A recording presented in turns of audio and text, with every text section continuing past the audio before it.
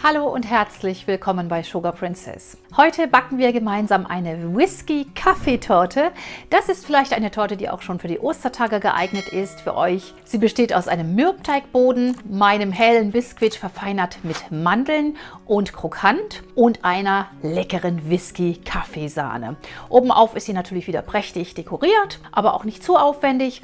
Und wir starten dieses Video mit der Zubereitung des Mürbeteigbogens, denn den Biskuit haben wir uns am Vortag schon vorgebacken. Und dazu findet ihr das Rezept zum Nachlesen und zum Ausdrucken hier unten in der Infobox unter dem Videotitel in der Beschreibung verlinkt.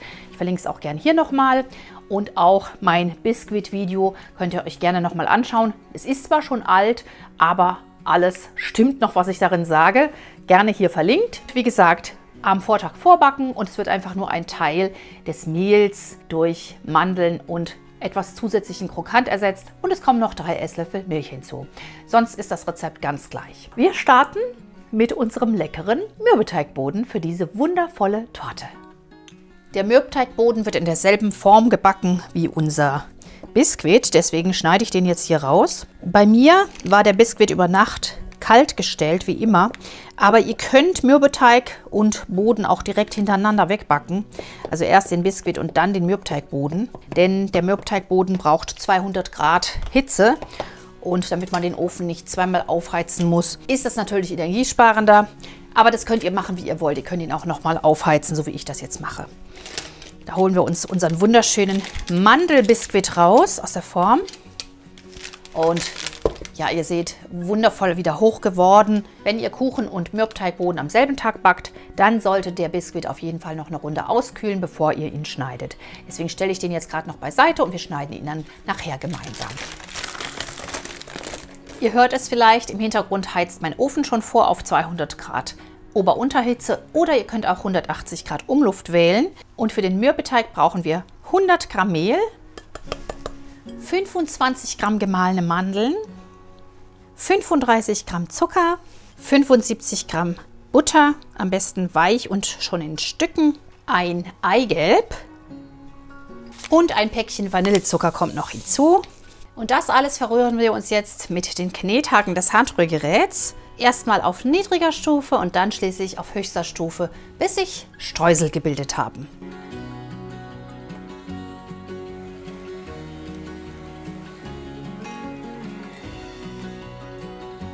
Und wenn jetzt Streusel entstanden sind, dann könnt ihr einfach noch so weit weiter kneten mit dem Handrührgerät oder mit den Händen auch, bis dann ein Teig entstanden ist.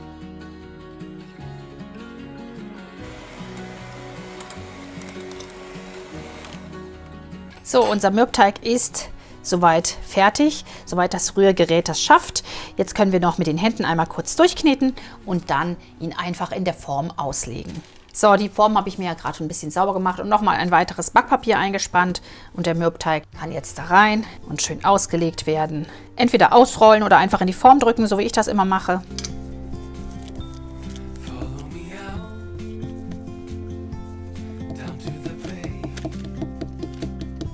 Der Mürbeteig ist gut in die Form gebracht. Einfach überall einstechen, dass er sich nicht wölbt beim Backen.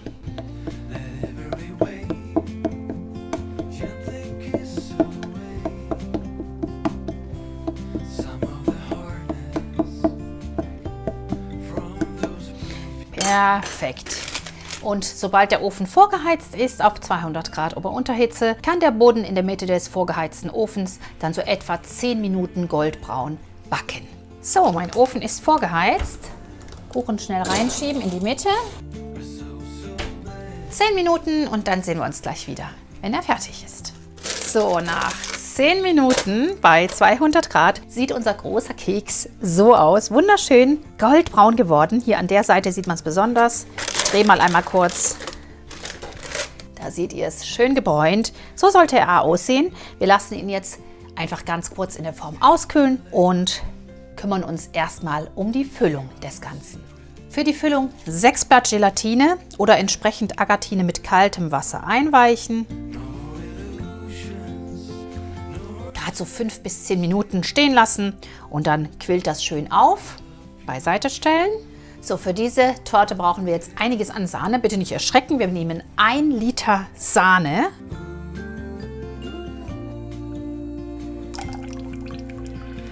Und die müssen wir uns jetzt erstmal steif schlagen. Das dauert eine Weile. Ihr könnt das gerne auch in der Küchenmaschine machen, dann geht es ein bisschen einfacher für den Arm. Aber ihr wisst ja, ich zeige gerne alles mit dem Handrührgerät, damit es dann auch alle machen können.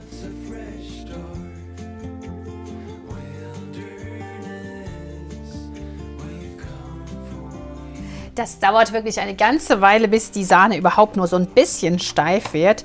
Und man braucht natürlich eine größere Schüssel. Aber ich gebe jetzt auch noch Vanillezucker und Zucker hinzu. Einfach 2 Tütchen Vanillezucker und einen Esslöffel Zucker erstmal. Und dann schmecke ich nachher ab, ob die Creme auch süß genug ist. Da kommt ja noch das Kaffeepulver und unser Whisky hinzu. Deswegen muss man nachher noch mal gucken, wie ist es für euren Geschmack. Das kann man ganz individuell abschmecken.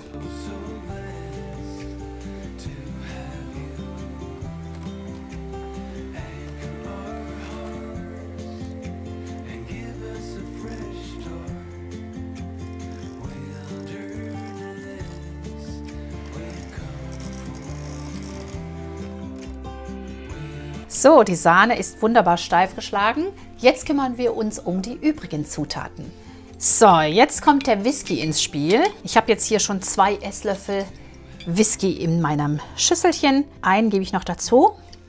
Ihr könnt auf 6 auch erhöhen, aber da ich nicht so viel Alkohol in meiner Torte möchte, nehme ich dazu noch zur Hälfte Orangensaft. 1, 2, 3. Und diese Mischung erhitze ich mir jetzt, sodass der Alkohol möglichst verfliegt. Also darf ruhig ein bisschen kochen sogar. Gerne auch in einem Topf. Ich mache das in der Mikrowelle. Wer natürlich den Alkohol drin haben will, der sollte nicht kochen, sondern einfach nur gerade erhitzen. So, 1 Minute ungefähr bei 900 Watt und es hat gekocht. So, und wenn das Ganze ein wenig abgekühlt ist, es sollte nicht allzu heiß sein, denn Gelatine darf ja nicht kochen, dann lösen wir hier unser Kaffeepulver drin auf. Einen gehäuften Esslöffel, den darin schon mal auflösen.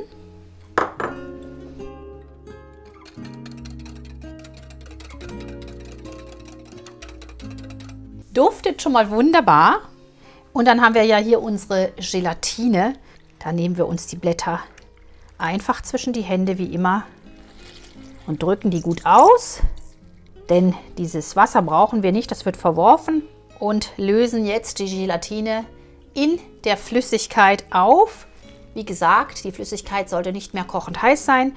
Und wenn ihr Agatine verwendet, dann könnt ihr die Agatine mit dieser Flüssigkeit 2 Minuten sprudelnd kochen lassen. Hineingeben und ihr seht, wie von Zauberhand verschwindet hier schon einfach alles.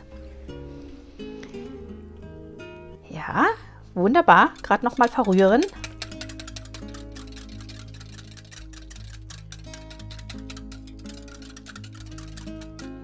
Und die Gelatine ist weg, schön aufgelöst. Ich füge jetzt auch noch einen Esslöffel Zucker hier hinzu. Einfach, weil ich denke, die Creme kann noch etwas Süße vertragen. Auch gerade drin auflösen. Und jetzt können wir auch schon angleichen, indem wir einfach 3 Esslöffel, 3 bis 6 von der Sahne hier mit hineinrühren und so die Temperatur angleichen.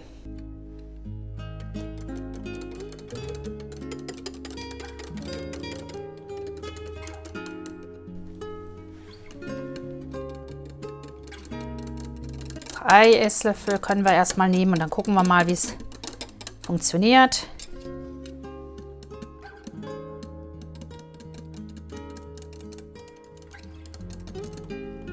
Sehr schön. Einmal testen, ist das noch sehr warm oder kann man es jetzt schon reinrühren? Immer schön nach und nach.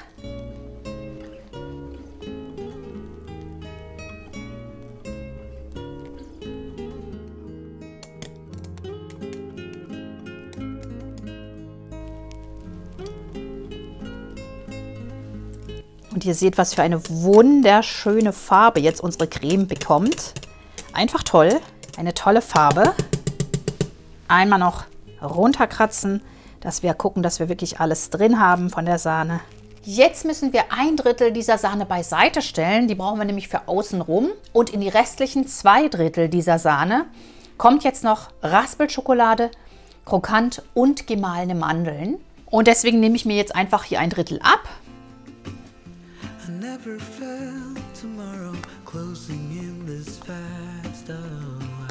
Ich denke, so dürfte das reichen. Da habe ich hier 2 Drittel und da habe ich 1 Drittel.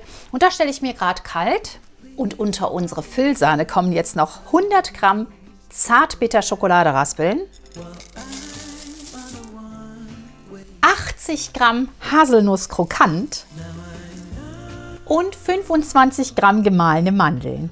Die gerade noch vorsichtig unterheben. Und dann machen wir uns ans Füllen der Torte.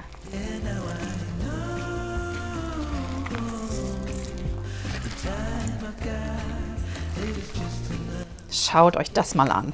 Lecker.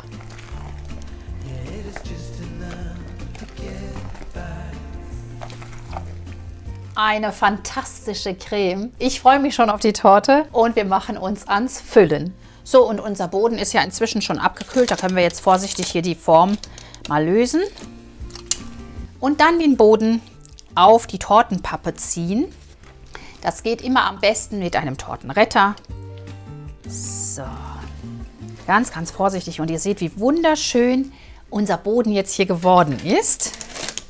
Den Boden bestreiche ich jetzt mit 3 Esslöffeln Johannisbeer-Gelee oder Marmelade. Was ihr da habt, erstmal 2 vielleicht.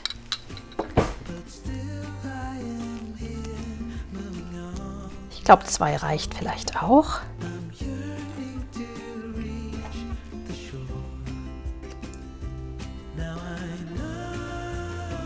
Wow, Hammer, diese Farbe. Schön bis zum Rand streichen. Ihr werdet sehen, beim Anschnitt gibt es dann einen fantastischen Effekt.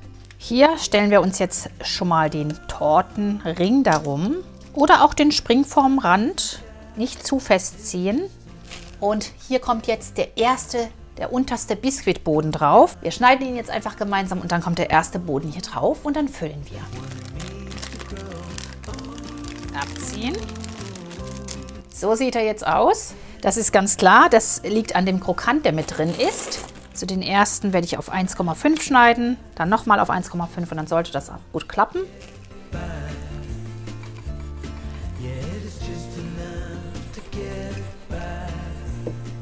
Fantastisch. Der erste Boden ist fertig, gerade beiseite.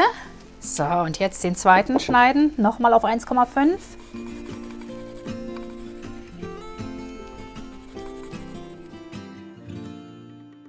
Und ihr seht hier die Mandeln und der Krokant ist mit drin, also das gibt einen fantastischen Geschmack.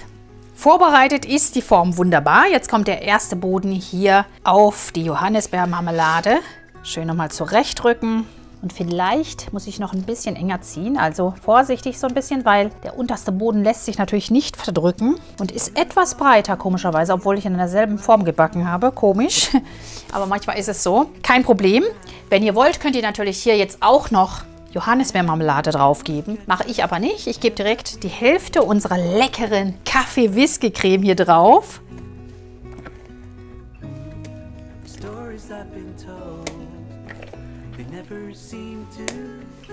Ja, das ist ungefähr die Hälfte, glaube ich. Schön glatt verstreichen. Oh mein Gott, schaut euch das mal an. So lecker. So ein bisschen fast wie eine Stracciatella-Creme.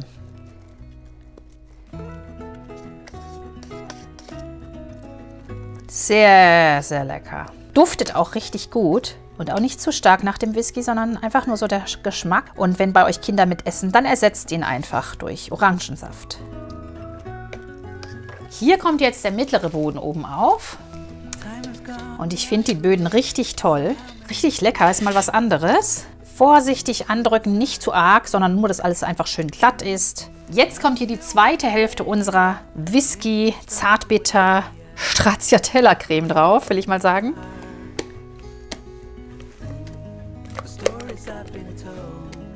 Da bekommt man richtig Lust zu naschen bei dieser Creme. Die duftet so lecker, richtig appetitlich. Gerade wieder schön glatt streichen.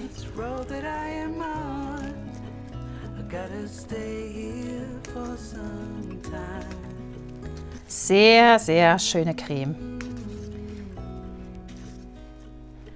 Schauen, dass die Schichten wirklich möglichst glatt sind. Je gerader ihr füllt, desto schöner sieht die Torte natürlich dann im Anschnitt auch aus. Jetzt kommt hier der oberste Boden drauf. Und zwar natürlich so rum, dass wir eine scharfe Kante haben möglichst. Also quasi zu unterst nach oben. Wieder vorsichtig andrücken, nicht zu doll. Und jetzt darf unsere Torte 2 bis 4 Stunden, besser noch über Nacht in den Kühlschrank, am besten abgedeckt mit einer Haube. Und dann können wir sie mit der restlichen Kaffeecreme eindecken und final dekorieren. Der Rohling war bei mir wie immer über Nacht im Kühlschrank, schön abgedeckt mit dem Tortenretter und ist super fest geworden. Und auch die Sahne, die wir uns beiseite gestellt hatten, das 1/3 ist fest geworden. Das müssen wir nur einmal noch kurz durchrühren mit dem Spatel oder mit einem Teigschaber. Und wir schneiden uns die Torte natürlich jetzt erstmal aus dem Ring. Einfach gerade wie immer mit einem scharfen Messer hier außen rumgehen. So, den Tortenring vorsichtig öffnen. Da ist unser Rohling. So sieht er jetzt aus, wirklich toll. Und hier ist das restliche Drittel der Sahne. Das habe ich mir eben gerade schon durchgerührt. Das war natürlich bis hier oben aufgeschlagen. Die Sahne wird dann, wenn man sie durchrührt, einfach wieder streichfähig und schön glatt. Also macht euch da keinen Kopf, die kann ruhig über Nacht auch kalt stehen. So, und da streichen wir jetzt natürlich unsere Torte ein. Wie immer, erstmal am besten mit einer Krümelkruste, eine erste Schicht und dann die zweite finale Schicht.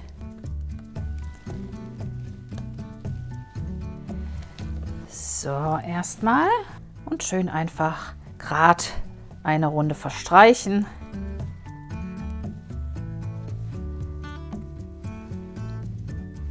Und diese Schicht darf ruhig dünn sein.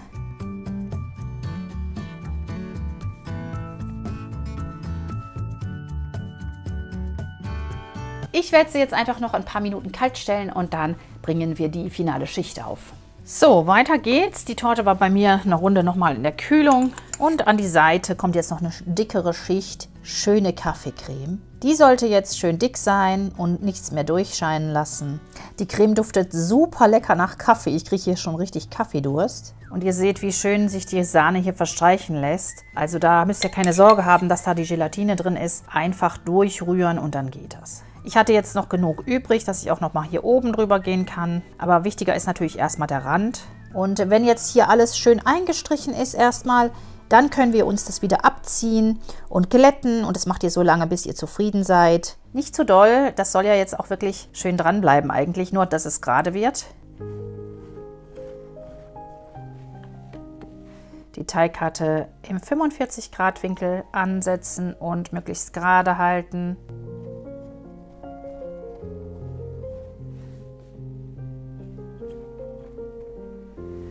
Und jetzt müssen wir natürlich noch mal oben schauen, dass wir hier eine glatte Kante kriegen. Dann nehmt ihr euch die Palette und streicht einfach so zur Mitte. Zwischendurch immer abstreichen. Und dann haben wir eine schöne Kante.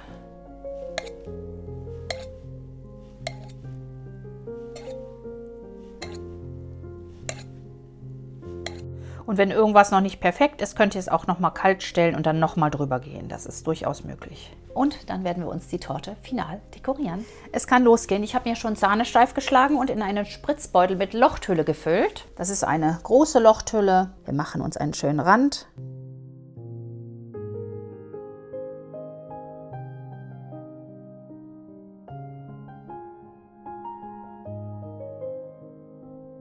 Ich finde, das sieht wunderschön österlich schon aus. Also die Torte ist durchaus für Ostern geeignet. Gerade so in diesem Pastell-Kaffeebraun.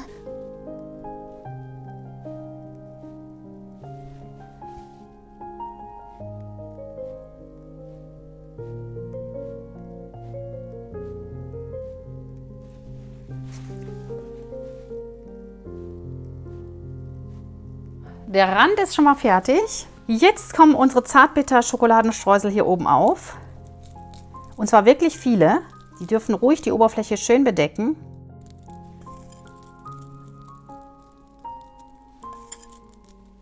Ich habe jetzt hier 50 Gramm. Ich denke, das müsste reichen.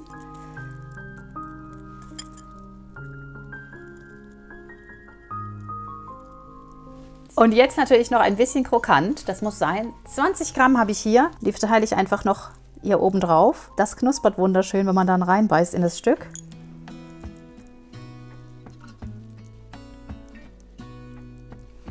Gerne auch so ein bisschen hier am Rand entlang. Das sieht dann hübsch aus, wie so eine kleine Borte.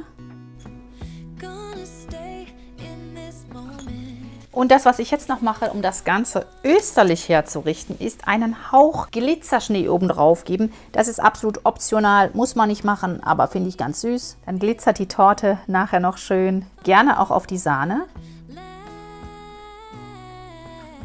Der Glitzerschnee hält auch auf Sahne.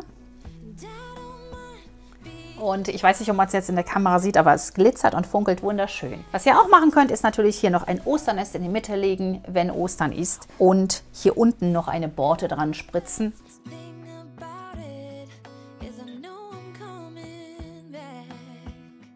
Und ich hatte jetzt für die Dekoration 200 Gramm Sahne mit einem Tütchen Sahnefest und etwas Vanillinzucker und Zucker.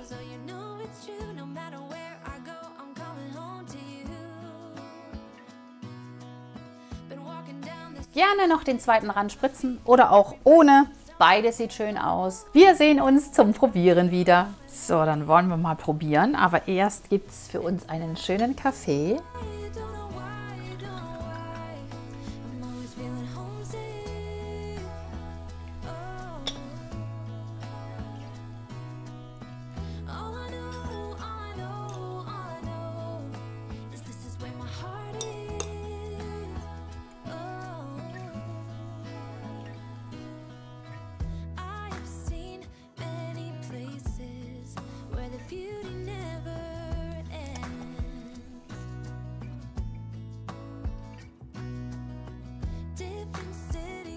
Und da kommt unsere sagenhaft leckere Kaffee-Whisky-Torte. Was für ein Stück. Einfach fantastisch. Die Fotos sind gemacht und der Kaffee ist inzwischen kalt geworden. Das macht aber nichts. Ich freue mich trotzdem aufs Probieren. Und ich hoffe, ihr werdet die Torte genauso genießen wie ich. So wie sie riecht, schmeckt sie auch und sie riecht fantastisch.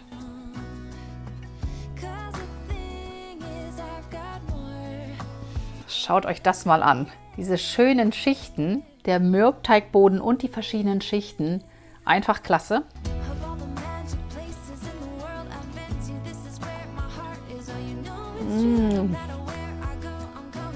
Da braucht man gar keinen Kaffee. Da ist so viel schöner Kaffeegeschmack drin. Oh, mir läuft das Wasser im Mund zusammen. Nochmal einen.